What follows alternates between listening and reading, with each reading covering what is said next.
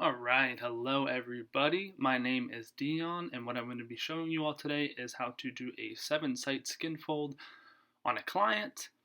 Pretty much to just test out their body fat percentage and figure it out. So, firstly, I'm getting right on into it, messing around with the tape measure, but I'm getting the measurement of the chest skin fold site. So, this is going to be a diagonal fold, and it's one half the distance between their anterior axillary line and their nipple. So just kind of that halfway point between there, and you make that line and you get that dash mark in the middle is where you're going to want to be pinching. Next, we move on to the tricep. It's a vertical fold. It's going to be on that posterior kind of midline around your upper part of the arm, and it's halfway between your acromion and the olecranon process, but I just do about halfway.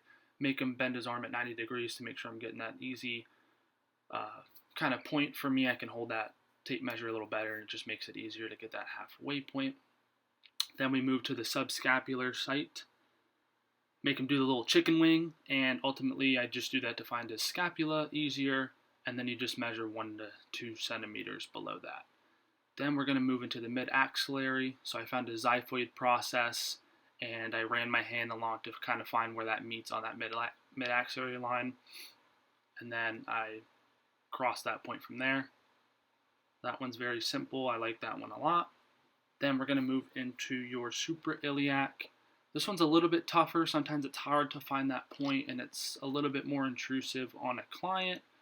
But if you're just cool making small talk and you kind of walk them through it, it's pretty fine. So you can kind of see me talking in there. And that one is just a diagonal fold, and it's in line with your natural angle of that iliac crest, so it's not too bad.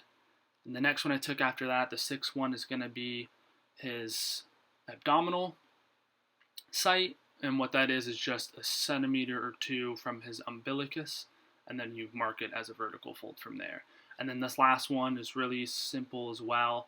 You just find that crease for his thigh, or this is the site for his thigh, and then you find that crease, and then you go down to about that midpoint of the patella and measure halfway and get that site.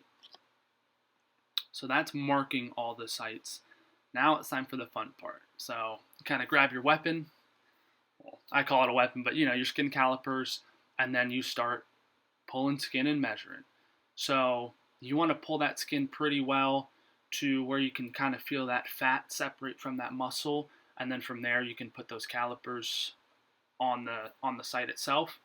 So what I want to do is pretty much put the caliper right on that skin, about a centimeter away from my thumb, my fingers, and I want to be perpendicular to that skin fold, and then about halfway between that base of the fold and the crest of where I took my measurement.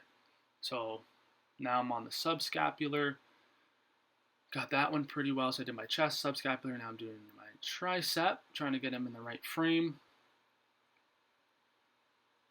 So I'm going in nice and high, so I'm not blocking myself.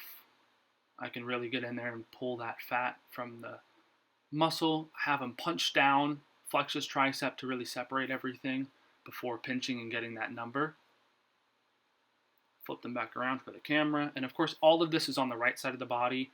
I took the video with the front-facing camera, so it might look backwards, but this is all on the right side of the body. It's really important you always do it on that side.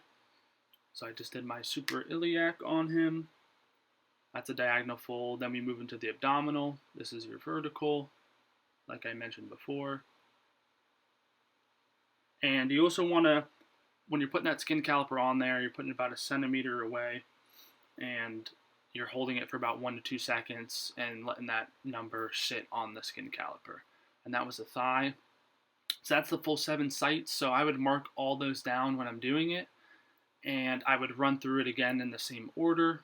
This way the skin can get that same sort of texture from before when you did the first skin site, so it kind of resets so you can get a more accurate measurement.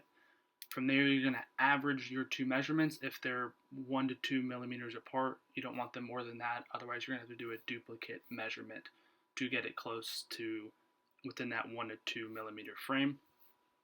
From there, you're going to take those measurements that you've averaged, add those up, and you have a total sum now of your 7 site skin folds that you've done with your client, and you're going to run that into a big awesome formula that is provided to you.